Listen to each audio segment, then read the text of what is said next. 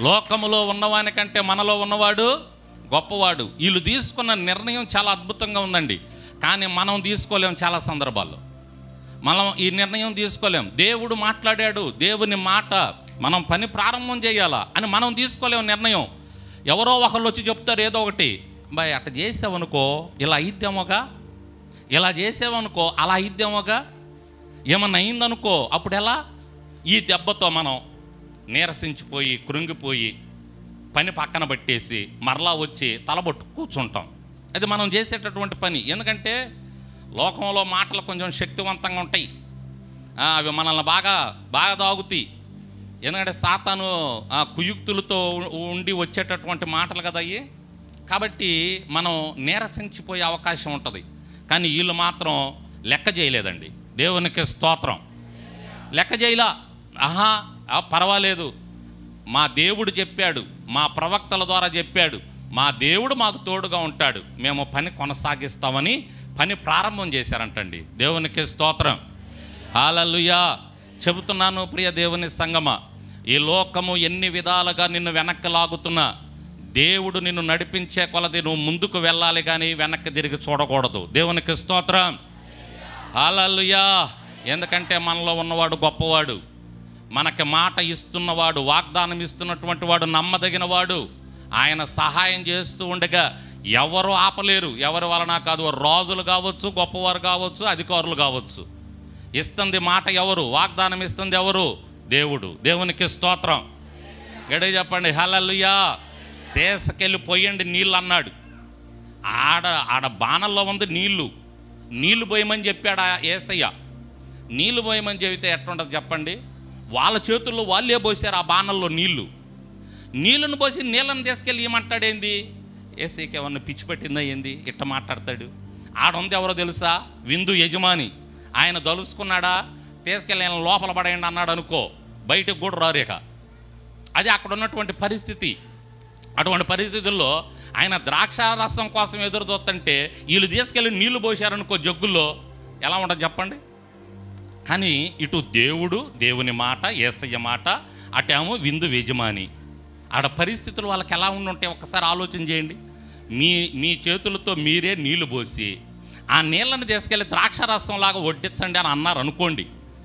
ఏమండి, మీరే నీళ్లు పోసి ఏదన్నా విందు జరుగుతున్నప్పుడు ఆ నీళ్ళని మీరే సాంబార్ లాగా పోయండి అని అంటే మీరు అన్నంలో తీసుకెళ్ళి ఆ నీళ్లు పోసారనుకో, ఏమైంది చెప్పండి? ఇటేమో యేసయ్య మాట, ఇటేమో. కానీ వీళ్ళు ఎవరి మాటను తీసుకున్నారు? యేసయ్య మాటను తీసుకొని దేవుడే చూసుకుంటాడు, ఆయన చెప్పాడు, ఇక మనం ముందుకు సాగుదామని చెప్పి ఆ నీళ్ళని తీసుకెళ్ళి పోసారండి. ఆ నీళ్ళని తీసుకెళ్ళి పోస్తే అది ఏమైంది?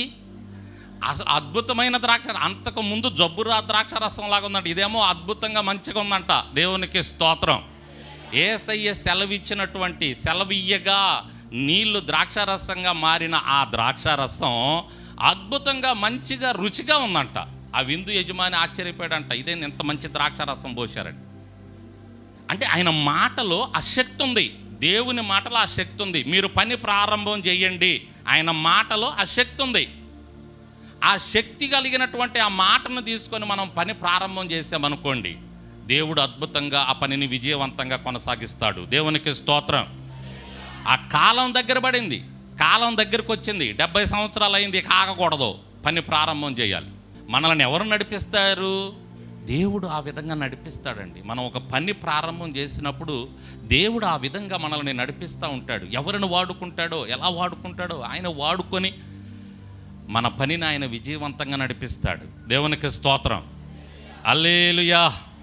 ఇక్కడ చూడండి, ఆ బుక్ దొరికింది, ఆ పుస్తకం చదివారు, ఆ పుస్తకంలో కోరేష్ పంపించినట్టుగా ఉంది. వెంటనే అసలు అతను కూడా చెప్తాడండి, ఆ దర్యావేషరాజు చదవండి ఎంత బాగుంటుందో. బాయ్, మీరు కూడా సహాయం చేయండి, వాళ్ళు పని చేస్తారు, మీరు కూడా సహాయం చేయండి. మీరే కాదు, మీరు నాకు పన్నులు పంపిస్తున్నారే ప్రతి నెల, ఆ పన్నులు కూడా మందిరానికే వాడండి అక్కడ అంటాడు. దేవునికి స్తోత్రం. హల్లెలూయా. మీరు ఏ పన్నులైతే నాకు పంపిస్తున్నారో ఆ పన్నులు కూడా మందిరానికే వాడండి అక్కడ. ఊరే బాబోయ్, వీళ్ళు ఒక్కసారి తలబొట్టుకోరండి, అనవసరంగా చెప్పాము రాజా నీకు.